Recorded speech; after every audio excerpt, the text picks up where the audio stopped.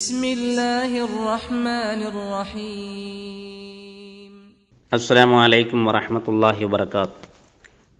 അൽഹംദുലില്ലാ, അല്ലാഹുമ്മ സ്വല്ലി വസല്ലിം അലാ നബീന മുഹമ്മദ്. പ്രിയമുള്ള പഠിതാക്കളെ, പരിശുദ്ധ ഖുർആനിലെ അധ്യായ നാമങ്ങളും ആ നാമങ്ങളിൽ അവ അറിയപ്പെടാനുള്ള കാരണങ്ങളും എന്ന പഠന പരമ്പരയിലെ 24-ാമത്തെ അധ്യായത്തിലേക്കാണ് ഇന്ന് നമ്മൾ കടക്കുന്നത്. പരിശുദ്ധ ഖുർആനിലെ 24-ാം അധ്യായമാണ് സൂറത്തുൻ നൂർ. പ്രകാശം എന്ന പേരിലാണ് ഈ സൂറത്ത് അറിയപ്പെടുന്നത്. അതിൻ്റെ അർത്ഥം അതാണ്. മദീനയിൽ അവതരിച്ചിട്ടുള്ള ഈ സൂറത്ത് 64 ആയത്തുകൾ അടങ്ങുന്നതാണ്. ഈ സൂറത്തിൻ്റെ 35-ാം വചനത്തിൽ അള്ളാഹുവിൻ്റെ നൂറിനെ കുറിച്ച് പരാമർശിക്കുന്നതിനാലാണ് ഈ അധ്യായത്തിന് അന്നൂർ അഥവാ പ്രകാശം എന്ന് പേര് നൽകപ്പെട്ടിട്ടുള്ളത്. ഉമ്മഹാത്തുൽ മുഅ്മിനീൻ ആയിഷ റളിയല്ലാഹു അൻഹയുടെ പേരിലുണ്ടായ അപവാദവും തുടർന്നുണ്ടായ കുപ്രചരണങ്ങളും അവരുടെ നിരപരാധിത്വം അറിയിച്ചുകൊണ്ട് അള്ളാഹു ഇറക്കിയ വചനങ്ങളുമെല്ലാം ഈ സൂറത്തിൻ്റെ പ്രധാന പ്രതിപാദ്യ വിഷയങ്ങളാണ്. മതവിധികൾ, പെരുമാറ്റ മര്യാദകൾ, ഇസ്ലാമിലെ വസ്ത്രധാരണ രീതികൾ, കർമ്മശാസ്ത്ര വിഷയങ്ങൾ തുടങ്ങി ഒട്ടനവധി വിഷയങ്ങൾ പ്രതിപാദിക്കുന്ന ഒരു അധ്യായമാണ് സൂറത്തുൻ നൂർ. ഹിജാബിൻ്റെ വിധികൾ പ്രതിപാദിക്കുന്ന 2 സൂറത്തുകളിൽ ഒന്നാണിത്. മറ്റൊന്ന് സൂറത്തുൽ അഹ്സാബാണ്.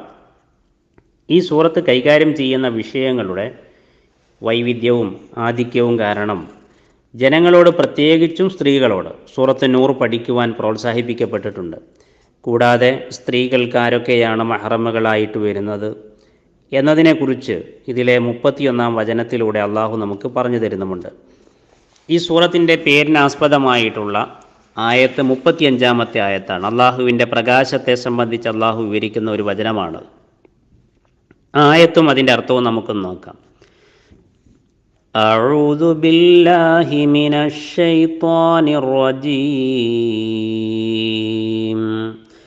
അല്ലാഹു നൂറുസ് സമാവാതി വൽ അർദ് മസലു നൂരിഹി കമിഷ്കാത്തിൻ ഫീഹാ മിസ്ബാഹ് المصباح في زجاجة الزجاجة كأنها كوكب دري يوقد من شجرة مباركة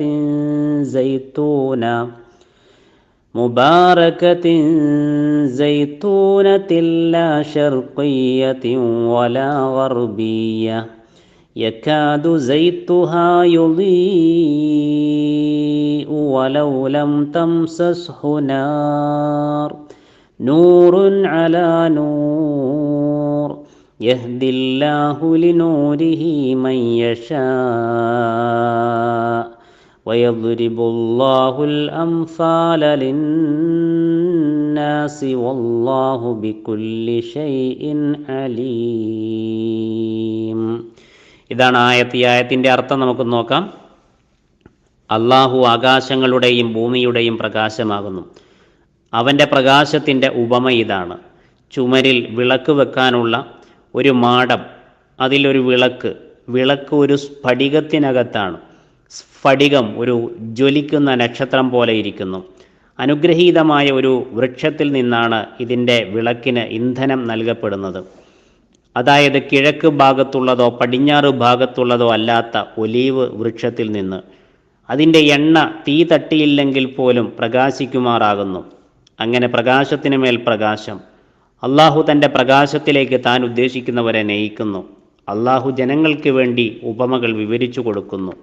അള്ളാഹു ഏത് കാര്യത്തെപ്പറ്റിയും അറിവുള്ളവനാകുന്നു. ഇതാണ് പരാമർശ ആയത്ത്. താഴെ സൂചിപ്പിക്കുന്ന കാര്യങ്ങളെല്ലാം ഈ സൂറത്തിലെ മറ്റ് വിഷയങ്ങളാണ്. വ്യഭിചാരത്തിൻ്റെ ശിക്ഷാ നിയമം, ഇസ്ലാമിലെ ശിക്ഷാ നിയമങ്ങളുടെ പ്രായോഗികത, ഇണകളിലെ യോജിപ്പ്, വ്യഭിചാരാരോപണത്തിൻ്റെ ശിക്ഷ, സ്വന്തം ഭാര്യമാരുടെ വിഷയത്തിൽ വ്യഭിചാരാരോപണം നടത്തുന്നതിൻ്റെ വിധി, ആയിഷ റളിയല്ലാഹു അൻഹയെക്കുറിച്ച് പ്രചരിപ്പിക്കപ്പെട്ട അപവാദ സംഭവം, പ്രചരിപ്പിച്ചവരെ പറ്റി അള്ളാഹു നടത്തിയ ആക്ഷേപങ്ങൾ, സത്യവിശ്വാസികൾക്കിടയിൽ ദുർവൃത്തി പ്രചരിപ്പിക്കുന്നവർക്ക് ഇഹപര ലോകത്ത് ലഭിക്കുന്ന ശിക്ഷകൾ, ഖിയാമത്ത് നാളിൽ നാവും കൈയും കാലും സാക്ഷിയാകുന്ന രംഗങ്ങൾ, അന്യ വീട്ടിൽ പ്രവേശിക്കുമ്പോൾ ആചരിക്കേണ്ട മര്യാദകൾ, ഇസ്ലാമിലെ പർദ്ദ നിയമങ്ങൾ, വിവാഹം ചെയ്തു കൊടുക്കുന്നതിൽ ശ്രദ്ധിക്കേണ്ട കാര്യങ്ങൾ, വിവാഹത്തിന് സാധിക്കാത്തവർ നോമ്പെടുക്കുന്നതിൻ്റെ പ്രാധാന്യം, കപടവിശ്വാസികളുടെ ചില സ്വഭാവങ്ങൾ, കുട്ടികളും അടിമകളും വീട്ടിൽ മാതാപിതാക്കളുടെ അടുക്കൽ പ്രവേശനത്തിന് അനുമതി വാങ്ങേണ്ട സമയങ്ങൾ, വൃദ്ധകളായ സ്ത്രീകൾക്ക് പർദ്ദയിലുള്ള ഇളവ്, നിരുപാധികം ഭക്ഷണം കഴിക്കാവുന്ന വീടുകൾ, പൊതുകാര്യങ്ങളിൽ സത്യവിശ്വാസികളുടെ നിലപാട് തുടങ്ങി നിരവധി വിഷയങ്ങൾ ചർച്ച ചെയ്യപ്പെടുന്ന ഒരു അധ്യായമാണ്. ഈ സൂറത്തിനെ അടുത്തറിയാനും നന്നായി പഠിക്കാനും നമ്മൾ ഓരോരുത്തരും ശ്രദ്ധിക്കുക. അള്ളാഹു അനുഗ്രഹിക്കട്ടെ. അസ്സലാമു അലൈക്കും വറഹ്മത്തുള്ളാഹി.